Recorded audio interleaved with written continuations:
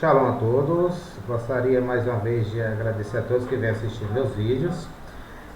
Eu coloquei aí curso de monoteísmo ao vivo, mas infelizmente hoje está chovendo muito aqui, não deu para, ficar ao vivo. Mas tudo bem, bora lá. Eu vou basear aqui no livro Guia dos Perplexos, tá? No livro do Rambam Maimonides, aonde que nós vamos estudar o conceito de imagem, né?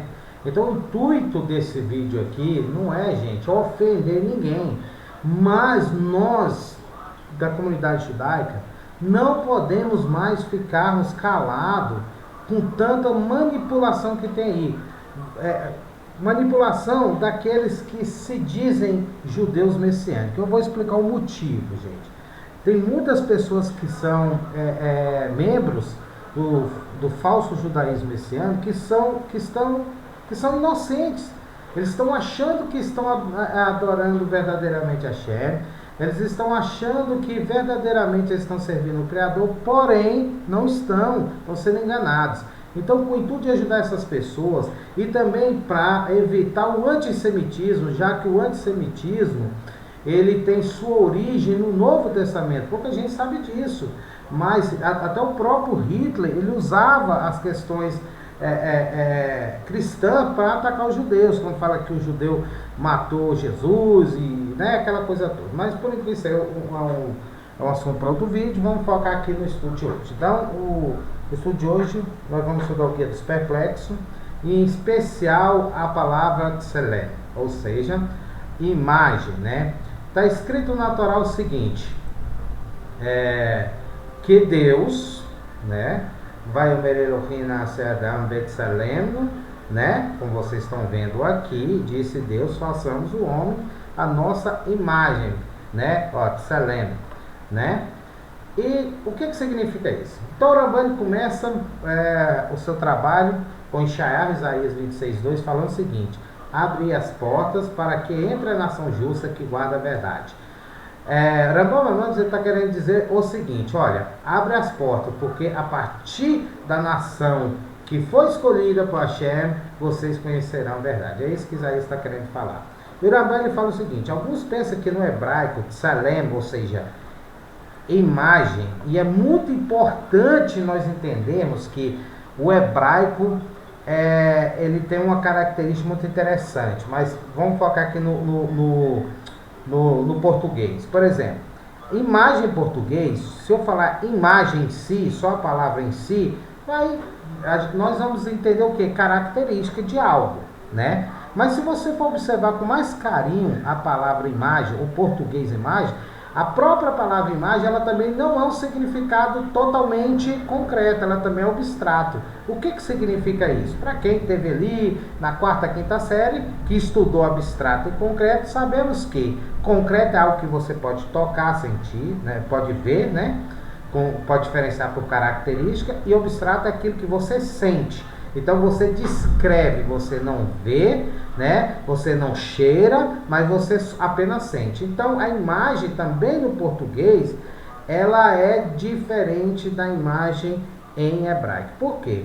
Porque se eu quiser falar assim, o amor é bonito, o amor é lindo, ou seja, ninguém nunca viu o amor. Mas quando eu falo o amor é lindo, ou seja, eu estou querendo dar um adjetivo para o amor. Eu estou querendo dizer que é gostoso sentir o amor. Mas eu uso uma das qualidades da palavra imagem, lindo, que é uma qualidade de imagem, para me dizer que é gostoso. Então aqui eu estou criando uma imagem de algo abstrato, ou seja, eu estou tentando definir o que é aquilo. E é isso que significa tselem, E voltando aqui, o Rambam Maimonides ele fala o seguinte: alguns pensam que no hebraico tselem, a forma e a figura de uma coisa deve ser entendida. Ou seja, é a forma de uma figura que deve ser entendida.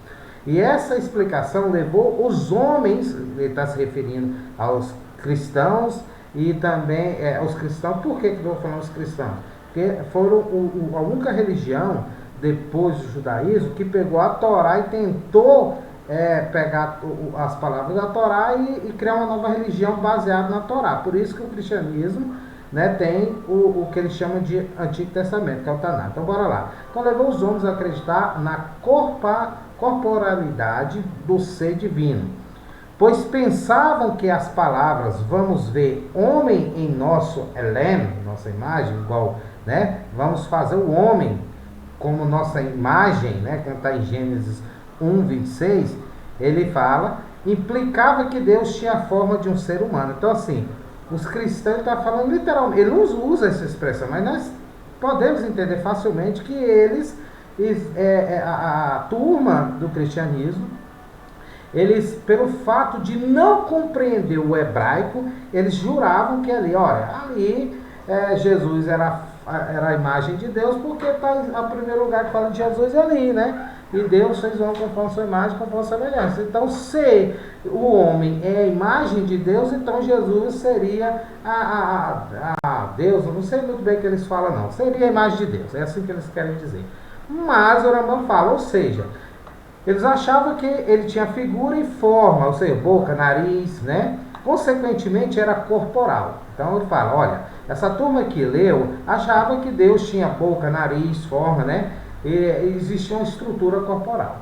Eles aderiram fielmente a essa visão e pensaram que, se abandonasse, rejeitaria a verdade da Bíblia.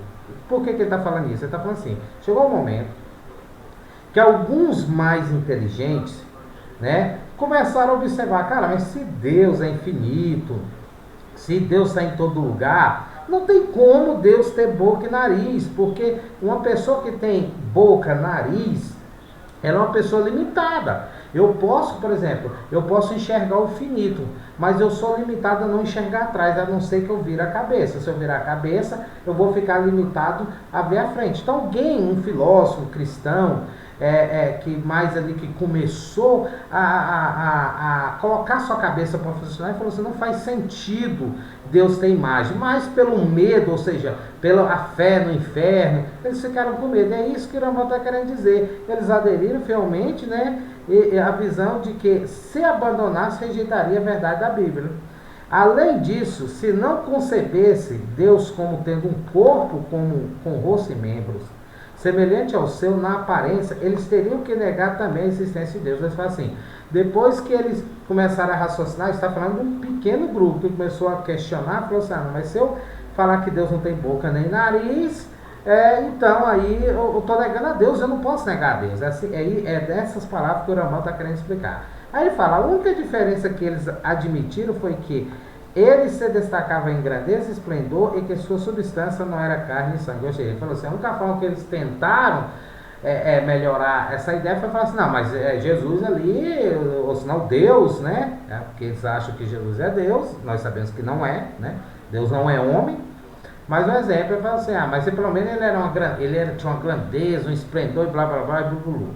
E começa alguns até associar a Moshe Rabbeinu, a Moisés, quando desceu do monte, né, que estava ali, a Torá conta que ele estava com a luz, eles falam, tá vendo? Jesus era igual a Moisés. Então, se era igual a Moisés, ele era homem, porque a Torá em momento não fala que Moisés era Deus, né? Então, prossegue. O Rambam fala assim, olha, eu sustento o equivalente hebraico de forma, ou seja, para quem estuda o hebraico, entende o hebraico, eles sabemos muito bem que forma, na aceitação comum da palavra, ou seja, a forma, a Torá e o Taná, quando quer falar sobre forma de nariz, boca, a figura e a forma das coisas, ele usa a expressão Toar. Toar, que seria a imagem que os cristãos queriam que fosse lá em Gênesis. Porém, se você ver em Gênesis capítulo 1, versículo 26, pode olhar, você não vai ver em momento nenhum aqui a palavra Toar, tá? Mas Selem. Então a palavra que significa literalmente imagem de boca, nariz, mãos, é Toar, tá? Assim encontramos na Torá, no Taná e na Torá. Por exemplo, e José era bonito, ou seja, em aparência, em forma, ou toa, e bonito em aparência, Gênesis 39, 6, como está aqui, ó, tá vendo? Gênesis 39, 6. E deixou tudo o que tinha na mão de José, né? De maneira que nada sabia do que estava com ele. a não ser do pão que comia. E José era formoso de parecer, ou seja, toa, ele era bonito de aparência, toa, tá bom? Então, ele está falando que a palavra para aparência é toa. Aí dá outra referência. De que forma toa ele é? Que forma? Que aparência que ele tinha? Como está em 1 Samuel 28, 4. Observa, ó, tá vendo? Ó, como é a sua figura, a sua aparência, a sua forma, a sua imagem. Isso que ele está falando. Como era a sua imagem? Toa, tá vendo? Então, mais uma vez aqui, ele também cita aqui Juízes, né? Dos filhos de um rei, Juízes 8:18, né? Que ele cita aqui, ó. Cada um ao parecer como filhos de um rei. Tá falando assim, olha, para você reconhecer, cada um deles parece o filho de um rei. Então, se você comparar um filho do rei com aquela pessoa, mesmo olho, mesmo nariz, mesma altura, é que ali seria aquela pessoa. Então, note que a expressão correta para a imagem, como os cristãos querem insistirem, é toa, né? E o cristão a gente ainda dá um desconto, porque o cristão ele não tem a tradução hebraica, mas o messiânico chega a ser muito difícil, né? Porque eles começam a estudar, começam a perceber, eu estou me referindo aos líderes, que de todas as formas querem manter-se no poder, né? E não querem literalmente, parece que existe um medo, inclusive de pessoas que estão saindo da mentira do judaísmo messiânico, estão saindo, eles têm até medo de assumir, falar, eu não acredito mais em Yeshua, não faz sentido, eles têm medo. Então você ainda não é um servo de Hashem, você ainda não é digno para estudar a Torá, porque a Torá nota o que aconteceu com Abraão vindo, com nosso pai Abraão, quando ele percebeu que ele estava em idolatria, simplesmente ele falou, saí, ele pegou as coisas dele e saiu. É assim que as coisas funcionam. Então, o Rambam Maimonides, depois que ele, na época dele, que ele percebeu que também existiam judeus que estavam começando a seguir pela idolatria, ele faz esse belíssimo trabalho que é o Guia dos Perplexos, né? E começa a acordar. Mas aí ele fala, gente, você entende hebraico, vai lá. O povo estava com preguiça de ler a Torá. Então ele começa a citar, citando as referências, as pessoas sabiam hebraico, ia lá conferir e falar, pô, o Rambam está certo, então não tem como continuar no errado. Então, ele prossegue o seguinte, o termo de Selem, por outro lado, significa a forma específica, o saber, aquele que constitui a essência de uma coisa, pela qual a coisa é o que é, a realidade de uma coisa, na medida em que é esse ser particular. No homem, a forma é aquele constituinte que lhe dá a percepção humana, a devida à nossa percepção intelectual. E o termo Tselem, né, é empregado, pois aqui é errado, mas Tselem é empregado nas frases 1:27, ou seja, Gênesis 1:27. Portanto, é dito com razão, despreza o seu Elem, né, Salmos 73:20. O desprezo só pode dizer a respeito da alma, a forma específica do homem, não a propriedade e a forma do seu corpo. Também ele fala, sou da opinião que a razão pela qual esse termo é usado para ídolos pode ser encontrado nas circunstâncias que eles são adorados. Por exemplo, eu vou te dar um exemplo aqui. Existe um trecho em Números, Baramidbar, onde que o povo começa a pecar contra Hashem, começa a transgredir a Torá, começa a cometer Lashon Hará, e Deus manda umas serpentes. Eu fiz até um vídeo aí, vocês podem procurar no canal. E eu estou só resumindo, manda ali a serpente, e a serpente começa a picar as pessoas começam a morrer, o povo se arrepende, começa a pedir a Moisés, Moisés intercede ali, e Deus fala assim, faz uma imagem da serpente, uma imagem de bronze, e todo aquele que olhar para a serpente, ele ficará curado. Aí muitas pessoas falam assim, tá ali olhando a serpente, adorando a serpente no deserto. Não estava adorando. Como eu explico no vídeo, Deus fala assim, tá vendo? Essa serpente é o resultado da sua fofoca, é o resultado da sua arrogância, é o resultado de vocês quererem estar derrubando Moisés, querendo ficar no poder a pau e pedra.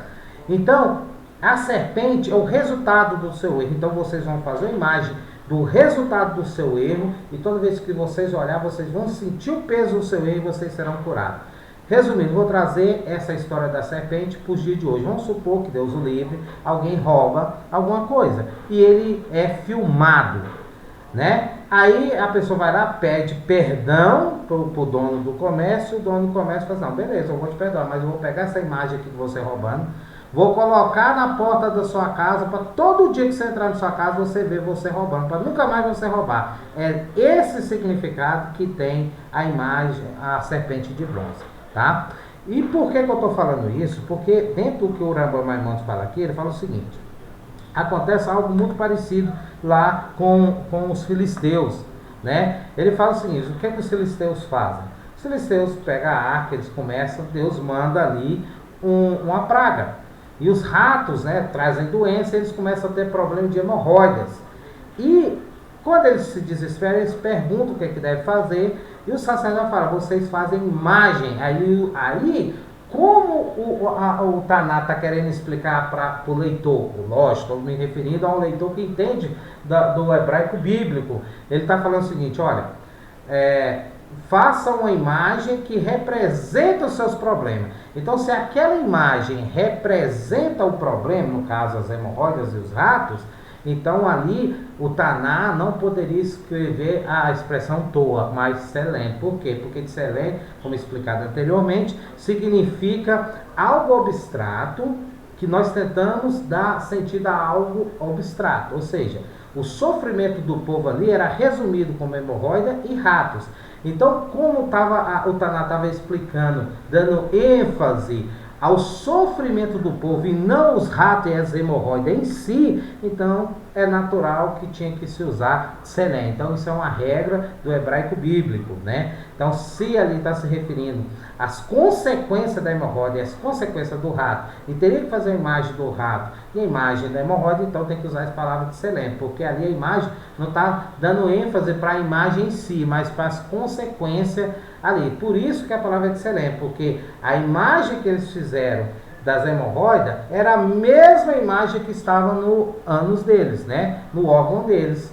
Então, quer dizer, como estava em dois lados, duas coisas, trazendo sofrimento, tinha que usar a expressão de Selem. Então, por isso que o Rambam Maimonides fala que de vez em quando também a palavra de Selem ela é direcionada aos deuses. Por quê? Porque os deuses tem um significado do que o Deus daquela coisa representa, né? Por exemplo, aqui, quando os egípcios, por exemplo, quando faziam a imagem de um carneiro, né? Eles adoravam Ares. Então, quando os egípcios faziam a imagem do carneiro, não era o carneiro ali em si que eles estavam adorando, eles achavam, eles associavam o seguinte, dentro desse período, né, o período do começo do ano, é um começo que abre o caminho para tudo, e eles observavam que os carneiros saíam abrindo caminho no meio da natureza, então eles associavam aquela energia de Ares com o carneiro. Então eles pegaram a imagem do carneiro porque era o animal mais próximo que simbolizava os acontecimentos daquela energia. Então vocês têm que entender muito sobre esse significado para vocês não caírem na idolatria, gente. Observem que vocês têm que observar, vocês têm que ter força de vontade para não cair dentro da idolatria, tá? Então, o Rambam Maimonides ele fala, né, que a específica do homem, isto é, a percepção intelectual, que a palavra de Selem, na verdade, significa a forma intelectual. Então, quando o Hashem fala, e façamos o homem a nossa imagem conforme a semelhança, você está querendo dizer o seguinte, olha, o homem, ele será feito de uma maneira que somente ele terá um entendimento da minha criação, o entendimento do universo. Lembra que eu acabei de falar para vocês que as hemorroidas foi chamada de Selem, não pelo fato do Toa, ou seja, da imagem dela, mas pelo sofrimento abstrato que elas traziam para a população? Pois é, aqui também tem um significado. Em Gênesis 1, quando a Hashem fala de Selem, ou seja, fazer o homem a nossa imagem, né, ele está querendo falar o seguinte, eu não posso, Moisés, não usa a expressão Toa aqui para falar o homem, porque Toa não dá o sentido de inteligência, não dá o sentido de alma, não dá o sentido de entendimento, não dá o sentido de poder. como homem, ele vai ser o único da criação que vai entender que ele é homem, que o animal é animal, que terra é terra, que existe um céu, que existe um Deus. Põe a expressão dele de Tselem, porque vai ser junto o Toa, ou seja, nariz-boca, e também o intelecto dele. Por isso que fala a sua percepção intelectual. Então, gente, a palavra, como explicado aqui para vocês, de Gênesis, não significa imagem ali, não significa nariz, boca. Aí você pode estar perguntando, então por que a Torá e o Taná usa a mão de Deus, a espada de Deus? Gente, eu vou fazer uma breve aqui para vocês entenderem.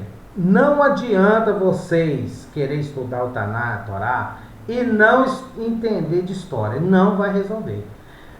Vocês têm que entender de história, vocês têm que entender da cultura semita. Eu gosto muito do Shaul Ben-Sion, aconselho vocês a assistir os vídeos dele, muito fera. Shaul, um grande abraço para vocês, sou seu fã, gosto mais, a rir, até te abençoa. E eu vou falar um negócio para o Rabino Dudu também, Caraguila, tá? São pessoas que vocês têm que ver os vídeos deles, são maravilhosos, tá bom? Mas voltando aqui, nós temos que entender que não tem como você estudar o Taná, a Torá, se vocês não entenderem como é que surgiu a escrita ali na região, como é que o semita entendia a região, por exemplo. Por que na Torá existe o Gibor, né, forte, existe o ele, o poder. Por que existe essa diferença? Porque os antigos, lá nos primórdios, quando estava começando a desenvolver a escrita, eles observaram o trovão. Eles não entendiam o trovão, eles viam que era um barulho que vinha do céu, ali e tal, e eles tinham muito medo, porque eles observavam que aquele barulho, aquele som, ele se espalhava. Então, como eles não entendiam, eles achavam que o trovão ia trazer algum mal para eles, eles começaram a rezar para aquele trovão, porque eles não entendiam que era simplesmente uma força da natureza. Então eles chamaram esse trovão de ele, ou seja, de poder, mas poder no conceito de natureza, não poder no conceito de sobrenatural. Porém, um dia aparece um homem forte mesmo, e começa a bater em um, dominar outro, aí chama ele de Gibor. É um poder, mas não um poder de ser adorado. Era um poder compreensível, ele sabia que era um homem forte, tinha massa muscular, que tinha mais força do que o outro. Então também existe essa diferença. Então, se você entende essa diferença das palavras, como o semita entendia o seu meio, você vai entender por que algumas vezes a Taná fala Elohim para deuses. Por quê? Porque eles falavam assim, os deuses da nação, Elohim, o Elohim do Goim. Os deuses das nações, está querendo dizer o seguinte, olha, que várias forças da natureza eram adoradas pelas nações. Mas quando fala de Deus, do nosso Deus, Deus que fez o céu e a terra, vem a expressão Yud He Vav He, com exceção de Gênesis 1. Por quê? Porque ele está dizendo assim, olha, já ele, Adonai, ele possui todos os poderes, ou seja, ele domina todas as forças. Então, ali Elohim, quando está se referindo a Hashem, ele significa o poder absoluto. Então, se você não compreender isso, você vai começar a achar que Gênesis 1 está falando de trindade, e não está falando de trindade, porque você tem que conhecer como é que o hebraico funciona.